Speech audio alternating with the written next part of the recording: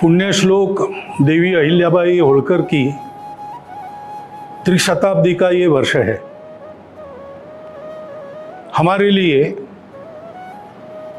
आज की स्थिति में भी उनका चरित्र आदर्श के समान है। दुर्भाग्य से उनको वैधव्य प्राप्त हुआ, लेकिन एक अकेली महिला होने के बाद भी अपने बड़े राज्य को केवल संभालना नहीं, बड़ा करना, और केवल राज्य को बड़ा नहीं करना तो उसको सुराज्य के नाते उसका कार्य वहन करना। राज्यकर्ता कैसा हो इसका आदर्श वे है। उनके नाम के पीछे पुण्यश्लोक यह शब्द है। पुण्यश्लोक उस राज्यकर्ता को कहते हैं जो राज्यकर्ता अपनी प्रजा को सब प्रकार से अभावों से मुक्त करता है, दुख से मुक्त करता है, एक तरह से प्रजा के प्रति अपने कर्तव्य से पूर्ण हो जाता है। वास्तव में उस काल में हमारे यहाँ पर जो आदर्श राज्यकर्ता हो गए उनमें से एक देवी अहिल्याबाई थी। अपनी प्रजा को रोजगार मिले इसलिए उन्होंने उद्योगों का निर्माण किया, और ऐसा पक्का निर्माण किया कि महेश्वर का वस्त्रोद्योग आज भी चलता है और बहुत लोगों को रोजगार देता है। प्रजा के सभी अंगों की, जो दुर्बल थे, पिछड़े थे, उनकी भी उन्होंने चिंता की। अपने राज्य के कर व्यवस्था को उन्होंने सुसह्य कर दिया, किसानों की चिंता की। सब प्रकार से उनका राज्य सुराज्य था। प्रजा की माता के जैसी चिंता करने वाली राज्यकर्ता इस नाते उनको देवी अहिल्याबाई यह विधान उसी समय प्राप्त हुआ होगा, क्योंकि अपने बचपन से हम उनका नाम सुनते हैं तो केवल अहिल्याबाई होळकर ऐसा नहीं सुनते, देवी अहिल्याबाई होळकर ऐसा सुनते। तो ऐसी पुण्यश्लोक देवी अहिल्याबाई होळकर महिलाओं के कर्तृत्व की क्षमता की प्रतीक है।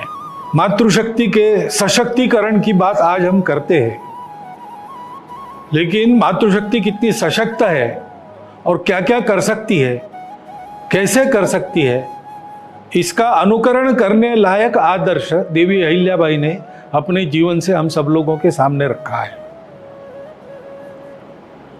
उन्होंने जो काम किया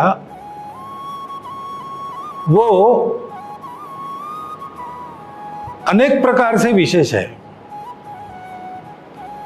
राज्य को उन्होंने कुशलतापूर्वक चलाया।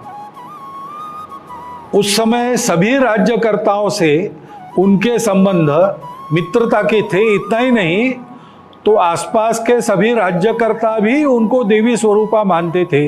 इतनी श्रद्धा और आदर उनके बारे में समकालीन राज्यकर्ताओं में था।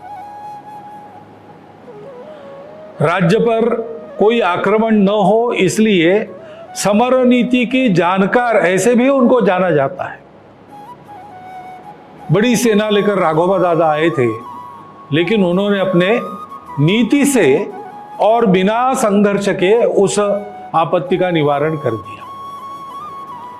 ऐसी कुशल प्रशासक, उत्तम राज्यकर्ता, सामरिक और राजनयिक कर्तव्यों में माहिर, इस प्रकार की राज्यकर्ता थी। और केवल अपने राज्य की उन्होंने चिंता नहीं की, पूरे देश की चिंता की। अपने देश के संस्कृति का जो आधार है उसको पुष्ट करने के लिए देश में अनेक स्थानों पर उन्होंने मंदिर बनवाए। स्वयं वो राज्य करती थी, वो भी अपने को राजा नहीं मानती थी। श्री शंकर कृपे करून ऐसा वो लिखती थी। श्री शंकर आज्ञा करून, शिव भगवान की आज्ञा से राज्य चला रही है, ऐसा उनका भाव था। और कई जगह उन्होंने मंदिर बनवाए, नदियों पर घाट बनवाए, धर्मशालाएं बनवाई। सारे भारत में ये उन्होंने किया। जो धर्म यात्राओं के मार्ग थे और व्यापारिक आने जाने के मार्ग थे, उन पर उन्होंने ये सारे काम किए ताकि पूर्ववत भारत के सारी जनता का आना जाना अपने सांस्कृतिक स्थलों में और अपने आजीविका के लिए सर्वत्र चलता रहे, एकात्मता बनती रहे, बढ़ती रहे। इतना दूर का विचार उन्होंने करके यह काम किया, और विशेष है कि अपनी धर्म श्रद्धा के कारण किया, इसलिए उन्होंने ये सारा काम अपनी निजी संपत्ति में से किया। स्वयं रानी होकर बहुत सादगी से रहती थी।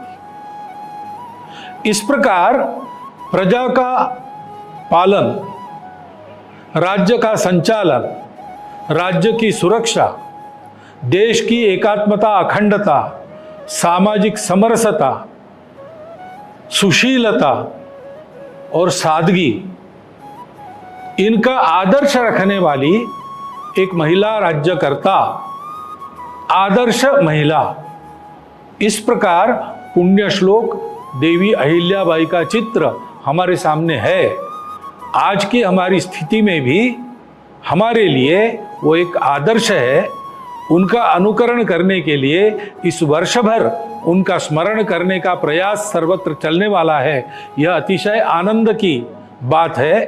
उस प्रयास को सब प्रकार की शुभकामना देता हुआ मैं अपना कथन समाप्त करता हूँ।